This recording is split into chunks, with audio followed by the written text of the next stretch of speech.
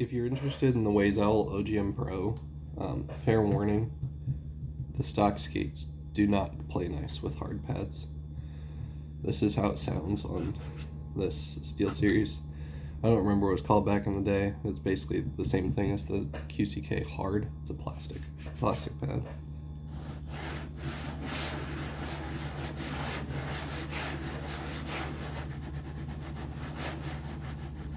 It doesn't just sound scratchy, it feels super scratchy. You can actually see where the stock skates are getting stained by rubbing against this plastic pad, and it's actually started peeling off chunks of the skates in two places. Like I can roll a fingernail across that and you see how the edge of it is peeled up. I don't know if it'll show up well on camera. But right here, there's a whole section of skate there that's just, I can roll it up with my fingernail. And I'm not like pushing hard, I'm not trying to scrape the skate. For reference, here's a set of core pads on an Aria.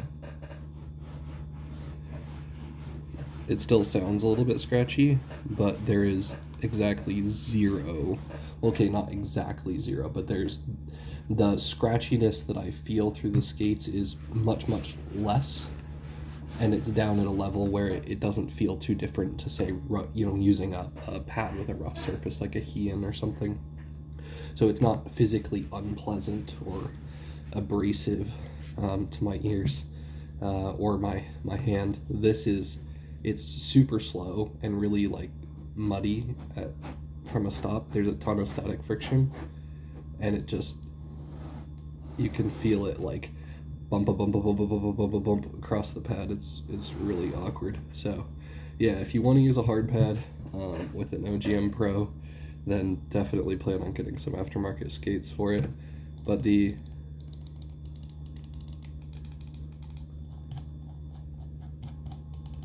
encoder is actually quite smooth for a TTC Gold.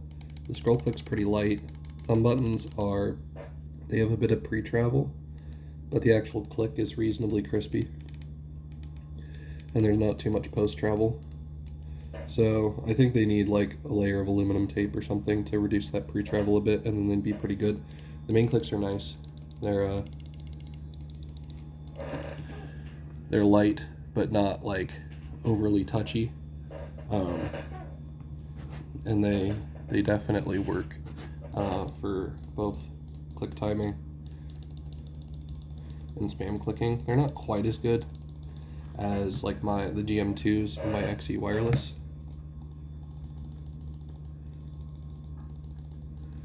but I just prefer the way that the actuation on KL switches feel in terms of trying to detect where they've clicked, so I can stop pushing them as quickly as possible. I'm also kind of, I don't know if it's just a difference between the individual switches or what, or it's something about the shape, but I feel more able to spam click efficiently with my index finger on this mouse.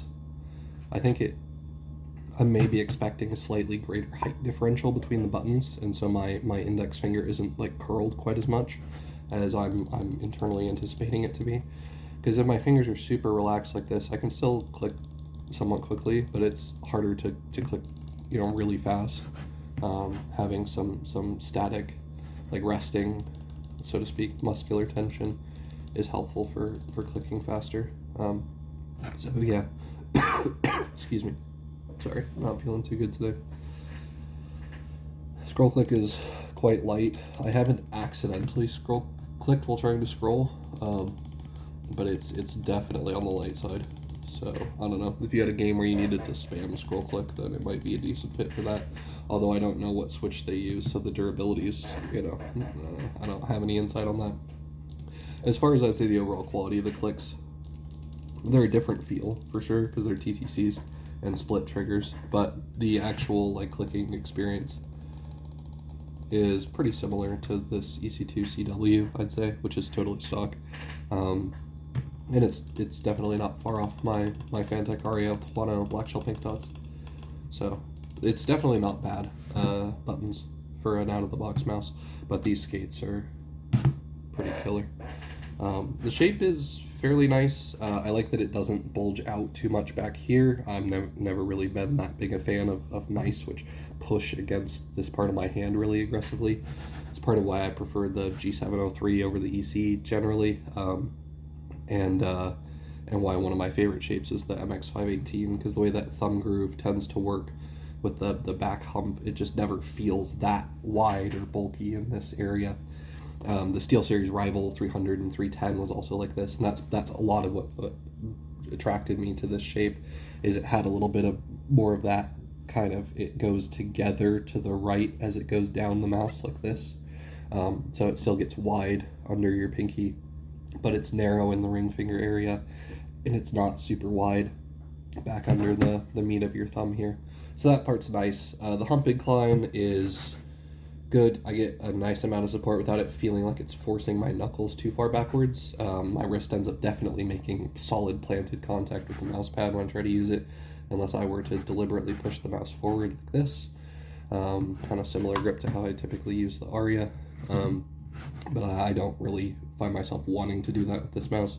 So I just get a decent amount of support here and here primarily, and then it contacts the rest of my palm, but it's not resting against those areas aggressively.